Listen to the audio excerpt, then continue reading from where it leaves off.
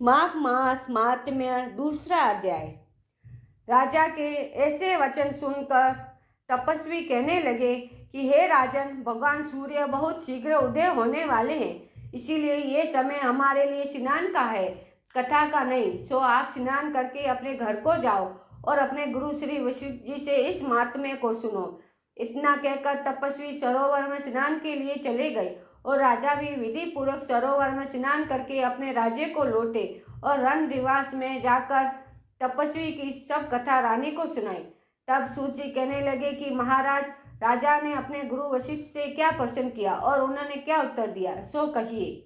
व्यास जी कहने लगे, हे सूत जी, राजा दिलीप ने रात्रि को सुख से सोकर प्रातः समय ही अपने गुरु वशिष्ठ जी के पास जाकर उनके चरणों को छूकर प्रणाम करके तपस्वी के बताए हुए प्रश्नों को अति नम्रता से पूछा कि गुरुजी, आपने आचार, दंड, नीति, राज्य, धर्म तथा चारों वर्णों के चारों आश्रमों की क्रियाओं, दान और अनेक विधान, यज्ञ और उनकी विधियां, व्रत, उनकी प्रतिष्ठा तथा भगवान विष्णु की आराधना अनेक प्रकार से तथा विस्तार पूर्वक मुझको बतलाई। अब मैं आपसे माघ मास के स्नान के महात्म्य को सुनना चाहता हूँ। सो हे तपोधन, नियम पूर्वक इसकी विधि समझाइए।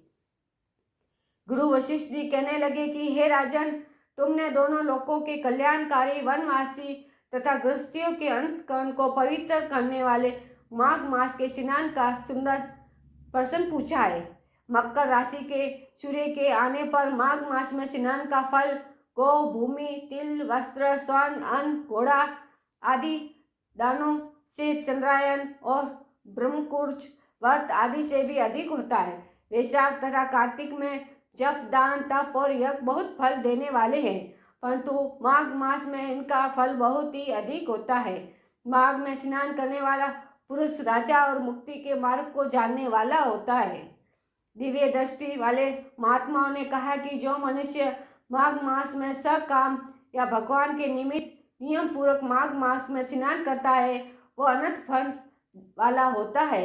उसको शरीर की शुद्धि, प्रीति, ऐश्वर्य तथा चारों प्रकार के फलों की प्राप्ति होती है। अदिति ने 12 वर्ष तक मकर संक्रांति में अन्न त्याग कर स्नान किया, जिससे तीनों लोकों को उज्जवल करने वाले 12 पुत्र उत्पन्न हुए। माघ स्नान करने से रोहिणी, सुभंगा, अरुंधति दानशीलता हुई और इंद्राणी के समान रूपवती होकर प्रसिद्ध हुई। जो माघ मास में स्नान करते हैं तथा देवता के पूजन में तत्पर रहते हैं, उनका सुंदर स्थान हाथी और घोड़ों की सवारी तथा दान को दिव्य प्राप्त होता है। अतिथियों से उनका घर भरा रहता है और उनके घर में सदा वेद ध्वनि होती रहती है। वह मनुष्य धन्य है जो माघ मास में स्नान करते, दान देते तथा व्रत और नियमों का पालन करते और दूसरों के पुण्यों के क्षीण होने से मनुष्य स्वर्ग से वापिस आ जाते हैं। परंतु जो मनुष्य माघ मास में स्नान करते हैं, वो कभी स्वर्ग से वापिस नहीं आते। इससे बढ़कर कोई नियम, तप, दान, पवित्र और पाप नाशक नहीं है। भृगु जी ने मणि पर्वत पर विद्याधरों को यह सुनाया था। तब राजा ने कहा कि ब्राह्मण भृगु ऋषि ने कब मणि पर्वत पर विद्याधरों को उपदेश दिया था, सो बताइए। तब ऋषि कहने लगे कि हे राजन, एक समय 12 वर्ष तक वर्षा न होने के कारण, सब प्रजा क्षीण होने के कारण संसार में उद्रिक्तता फैल गई। हिमाचल और विंध्याचल पर्वत के मध्य का देश निर्जन होने के कारण श्राद्ध, तप तथा स्वाध्याय सब कुछ छूट गया। सारा लोक विपत्तियों में फंसकर प्रजाहीन हो गया। सारा भूमंडल फल और अन्न से रहित हो गया। तब विंध्याचल से नीचे बहती हुई नदी के सुंदर वृक्षों से आच्छादित अपने आश्रम से निकलकर श्री भृगु ऋषि अपने शिष्यों सहित हिमालय पर्वत पर गए। इस पर्वत की चोटी नीली और नीचे का हिस्सा सुनहरी होने से सारा पर्वत पीताम्बरधारी श्री भगवान के सदृश लगता था। पर्वत के बीच का भाग नीला और बीच बीच में कहीं कहीं सफेद स्फुटिक होने से तारों से युक्त आकाश जैसी शोभा को प्राप्त होता था। रात्रि के समय वह पर्वत दीपकों की तरह चमकती हुई दिव्य औषधियों से पूरित किसी महल की शोभा को प्राप्त होता था।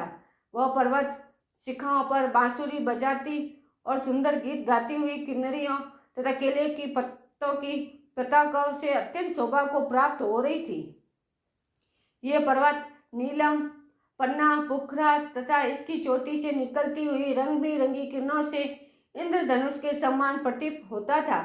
स्वर्ण आदि सब धातुओं से तथा चमकते हुए रत्नों से चारों ओर फैली हुई अग्नि ज्वाला के समान शोभायमान था। इसकी कंदराओं में काम पीड़ित विद्याधरी अपने पतियों के साथ आकर रमन करती है और गुफाओं में ऐसे ऋषि मुनि जिन्होंने संसार के सब कलेशों को जीत लिया है, रात दिन ब्रह्म का ध्यान करते हैं और कहीं एक हाथ में रुद्राक्ष की माला लिए हुए शिव की आराधना में लगे हुए। पर्वत के नीचे भागों में जंगली हाथी अपने बच्चों के साथ खेल रहे तथा कस्तूरी वाले रंग बिरंगी हिरणों के झुंड इधर उधर भाग रहे। यह पर्वत सदा राजहंस तथा मोरों से भरा रहता था, इसी कारण इसको हेमकुंड कहते हैं। यहाँ पर सदैव ही देवता, गुहाक और अप्सराएं निवास करती हैं। बोलो जय श्री कृष्ण की जय।